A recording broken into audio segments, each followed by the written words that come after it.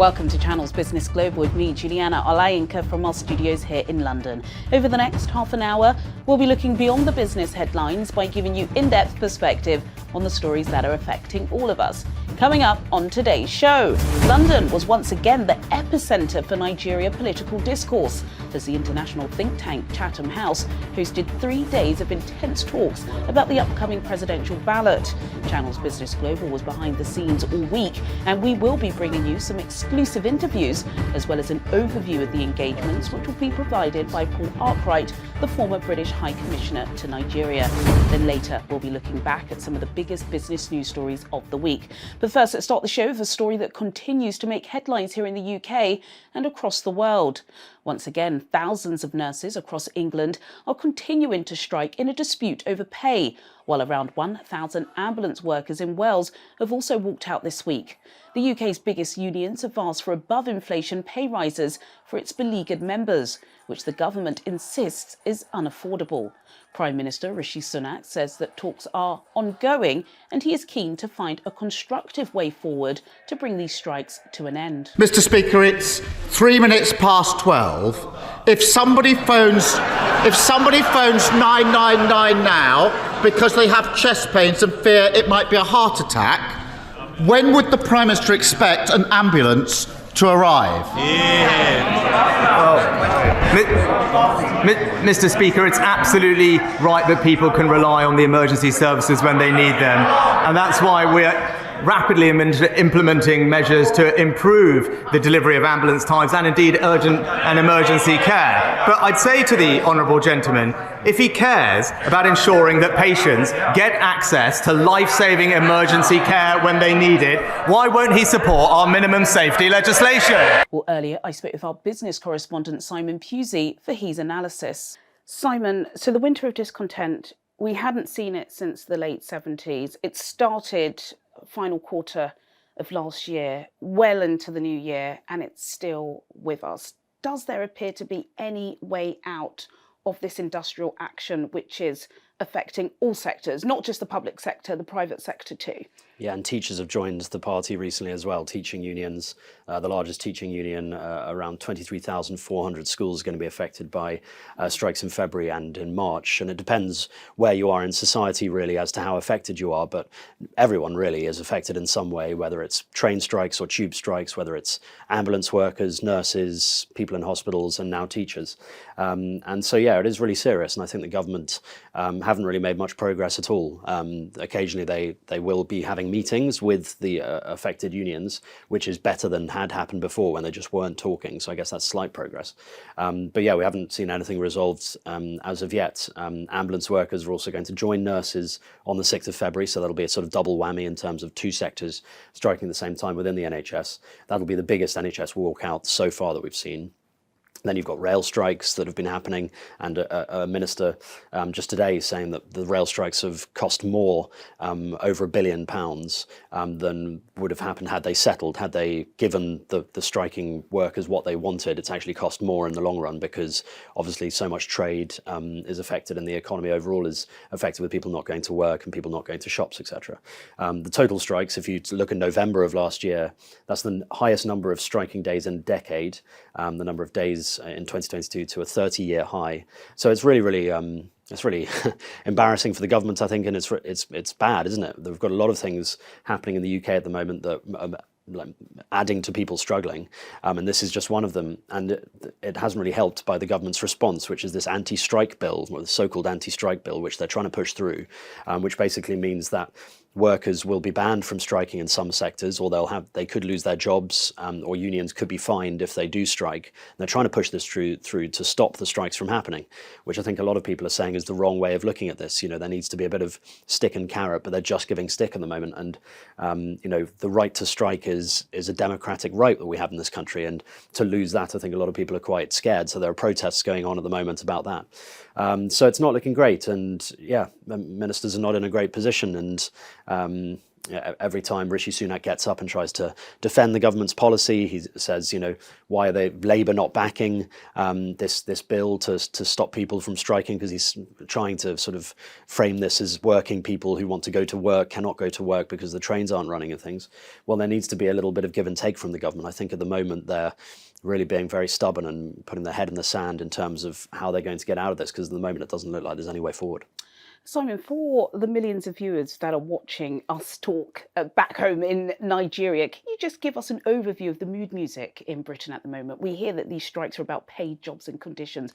What exactly does that mean? Are people who are working in this country at the moment just feeling just out of touch? They can't afford wages, and their wages can no longer afford groceries. They're having to go to food banks. Is it as bad as the headlines make it out to be? Well, I think for some people it is. And yeah, you hear about in-work poverty and people who are working. We've always thought that it's unemployment that's the issue. Well, at the moment, the issue is unemployment also. But of course, people who are going to work and their bills with, rising prices, inflation at an all-time high, gas prices at an all-time high.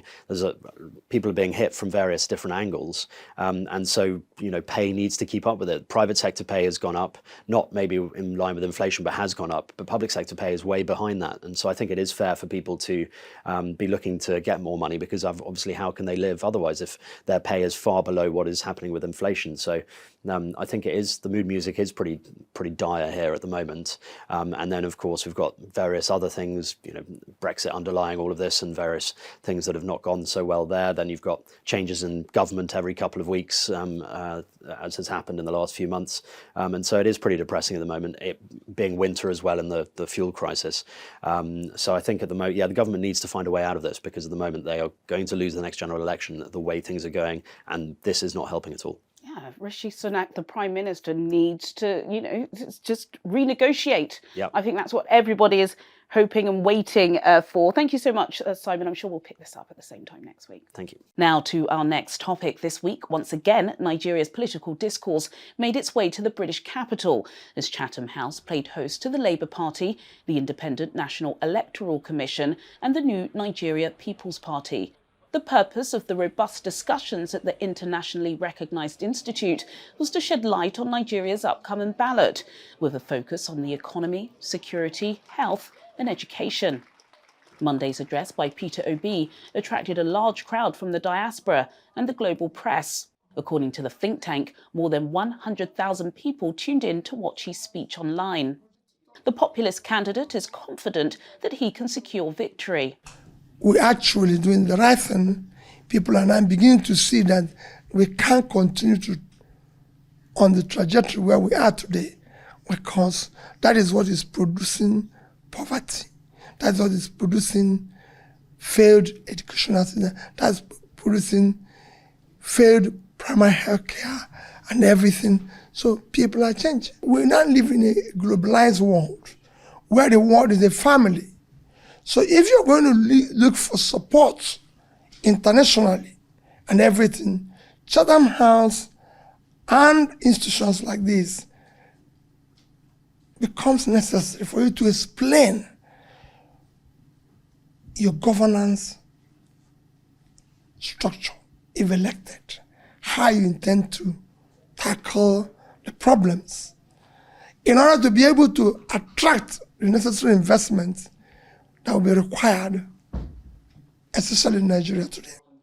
Tuesday was the turn of the INEC chairman, Professor Mahmoud Yakubu. His appearance attracted less fanfare, but what he had to say was incredibly important. Can he guarantee that the upcoming ballot will be free, fair, credible and transparent? It's a huge task.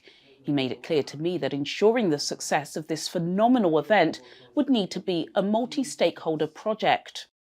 Well, two things, essentially. The first one is we'll continue to engage with the political parties, and through the political parties, engage with the candidates. We have had several meetings with them. We have revised our policy. We have issued very clear guidelines on election campaign and the do's and the don'ts and the penalties for violation. But the second thing is to continue to also work with the National Peace Committee. You referred to the September Peace Accord signed among political parties in Nigeria. That one was to commit the political parties to peaceful electioneering. Then there is another one that will soon be signed, depending on what time the National Peace Committee fixes for that, to commit to peaceful elections.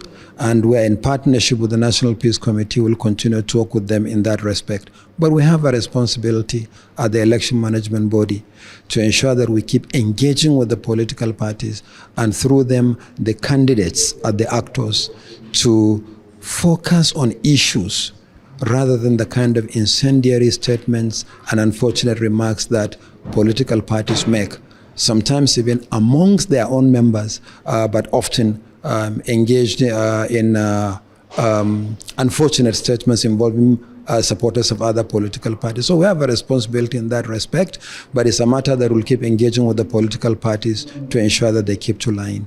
Global Affairs analyst Paul Ejimbe is confident that INEC can live up to this momentous exercise. I think he has assured that he will leave a legacy, because I don't think he will still have another. This is two at a go.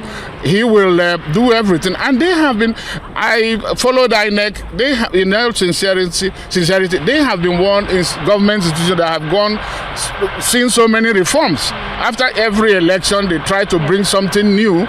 Even these beavers and all this that we are talking about, we are out of followed consultation with civil society, with NGOs, with governmental and non-governmental organizations. But you see, the INEC, the electoral umpires are the greatest suspects when it comes, because politicians, unless they win, then the umpire hasn't done a good job. But when you see them win, then they praise the umpire to the high heavens. But I think that the voters themselves need to conduct themselves in a peaceful manner, with responsibility, and then make sure that their votes count.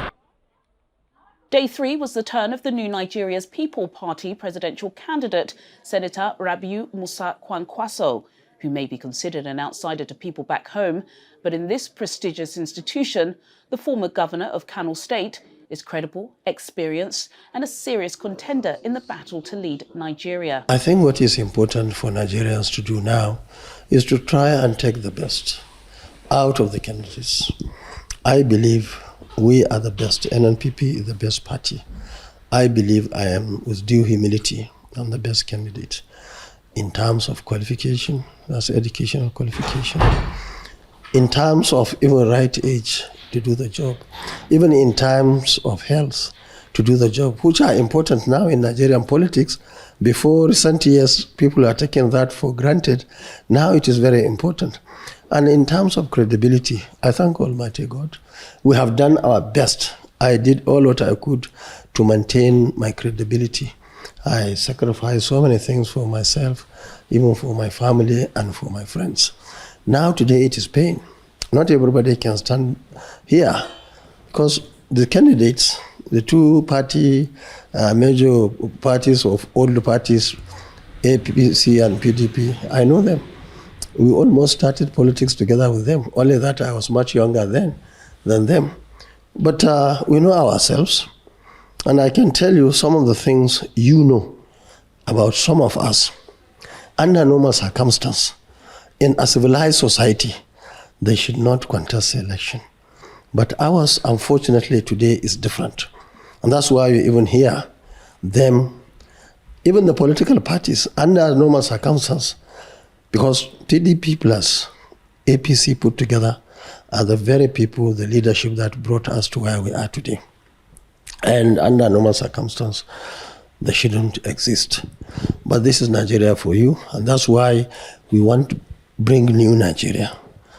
And new Nigeria is possible, and we are working towards that, and we are seeing green light. We have worked so hard. We have been to towns and villages. Now I attended or visited about 400 local governments in Nigeria. I'm going to go to more local governments and towns and villages to talk to the people. And people are taking the message.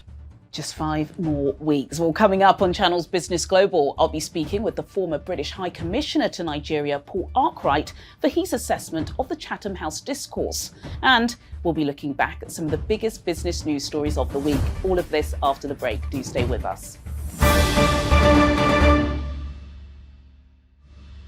Welcome back to Channel's Business Global with me, Juliana Olayinka, from our studios here in London. In a moment, I'll be speaking with the former British High Commissioner to Nigeria, Paul Arkwright, for his assessment on the Chatham House discourse. But until then, here's Teniola Oyetayo with a breakdown of the biggest business news stories of the week. Microsoft and Amazon, two of the world's biggest tech companies, began cutting a total of 28,000 jobs on Wednesday. Software giant Microsoft began notifying some of the 10,000 workers that will lose their jobs this quarter, while its Seattle-based neighbor and cloud rival, Amazon, started sending out emails to people in the United States, Canada, and Costa Rica, who are among 18,000 people whose positions will be eliminated. Both companies said the painful measures were necessary to offset slowing sales and a possible recession that has made customers more cautious. The rate of inflation in Britain fell for the second consecutive month in December, raising fresh hopes that the worst of the cost of living crisis may soon be over. According to the Office for National Statistics, annual consumer price inflation fell to 10.5% in December from November's 10.7%. However, while lower prices for petrol and clothing pushed down the headline rate, the cost of food and non-alcoholic beverages was 16.8% higher than a year earlier, the sharpest increase since September 1977. And China's economy grew last year at the second slowest rate in almost half a century, in a sign of how the country's strict coronavirus regulations have affected businesses. Official figures show the gross domestic product of the world's second largest economy rose 3% in 2022. That is way below the government's target of 5.5%, but better than most economists had forecast. Teniola Oyetayo for Channel's Business Global.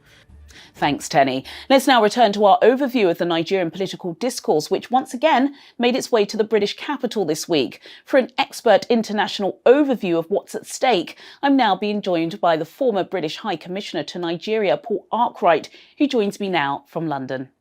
Paul Arkwright, thank you so much for taking your time out to speak to me today. I saw you plenty this week because, of course, you spent a lot of time at Chatham House. What are your major takeaways from the discourse? Well, you're right, Juliana. I was at Chatham House for the events with former Governor Obi and Senator Kwankwaso. I couldn't make the INEC chair personally, but I have seen quite a lot of it on video. My takeaways were positive. I thought both the candidates came forward with some credible ideas, some proposals, some practical solutions to some of the many challenges which Nigeria is facing in these elections. So I was impressed by that. I thought the INEC chair was very calm, technocratic, as he should be, with some good ideas on how to take forward the practical side of the elections. And he seemed to be very confident that INEC could deliver free, fair and credible elections, with, of course, the voter at the centre of that process.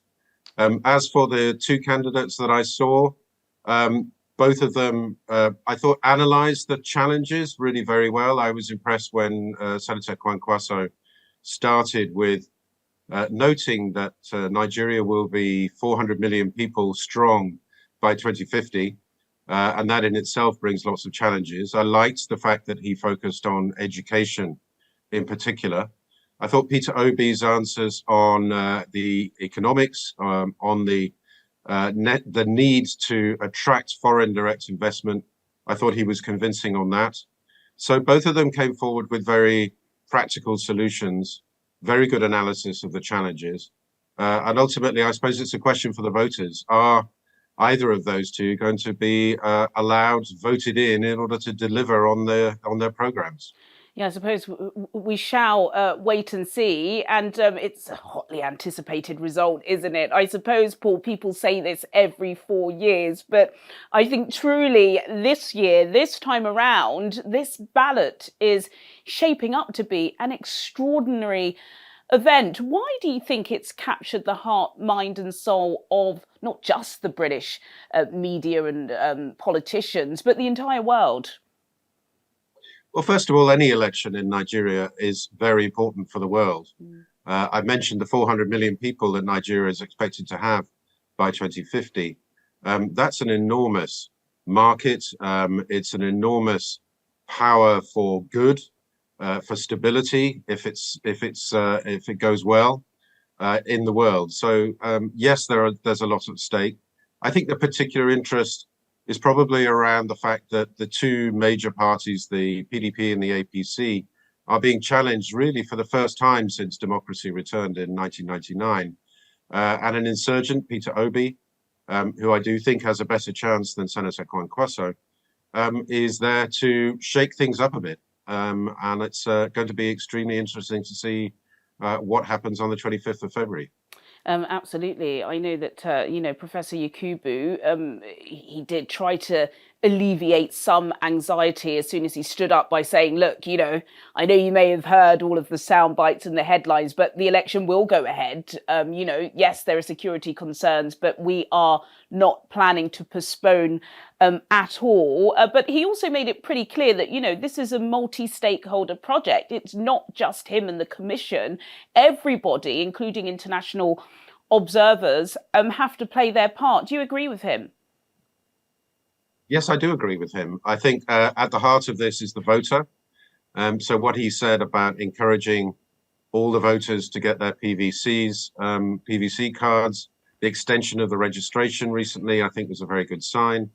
But you're right, it involves voters, of course, the political parties, of course, but civil society, NGOs, and foreign observers. I know that the UK High Commission in Nigeria is planning to send quite a number of observers out to watch the elections and verify for themselves that they're free, fair, and credible. And it's not just the UK, lots of other international observers will be out there on the ground. And I think Professor Yakubu is very conscious of that. He's aware of the need to demonstrate very clearly that these are free and fair. And what he said about electronic voting and some of the improvements that have been made through the Electoral Act, I think augur well for a credible election and one which we all hope in the progress of democracy in Nigeria, which we have to accept is still very young, is going to be an improvement on the last time round. Absolutely, as to be expected, Paul. The discussions in London this week caused a stir online. Many people enjoyed the fact that, the candidates, including Professor Yakubu, could speak unchallenged on the podium, which is what the international think tank is for. But then again, there was some that were saying, this is for Nigeria within Nigeria, which we do understand. This is about the people of Nigeria. But in terms of giving it an overview, an international global perspective, what is at stake on the 25th of February? We talk a lot about promise with Nigeria, but we kind of, we don't want to talk about promise. Promise was due yesterday. There are a lot of headwinds, some serious issues that have got to be tackled. What are they? And do you think they can be resolved in the first 100 days? Well, I don't think all of Nigeria's problems can be resolved within 100 days of the new president. I think that would be over-ambitious. But what I do think is that with the current issues, and everybody's aware of them, around security, around the economy, around oil theft, which both candidates mentioned at Chatham House, these are issues which need to be dealt with quickly. I represent foreign investors these days, and they're looking for strong signals, both in terms of the economic steps that will be taken early on, but also in terms of improving security, of ensuring that Nigeria's natural resources are well managed. And then I think they will come back. This is a country with enormous potential. And those of us like myself who believe in the future of Nigeria want the best for Nigeria. What will be crucial as always in Nigeria, is implementation. People have very good ideas. They set up lots of committees. There are plans. The analysis is spot on. But when it comes to actually doing things which make a difference, then Nigeria in the past has struggled. And I do hope it'll be different this time, whoever gets in after the 25th of February. Thank you so much, Paul Arkwright, Director of Arkwright Advisory, and of course the former British High Commissioner to Nigeria. Thank you so much for your time today. Thanks, Juliana. Well, sadly, that's all we have time for today. But as always, do get in touch with your comments and suggestions. I'll see you at the same time next week for more in-depth business analysis on Channels Business Global. Goodbye.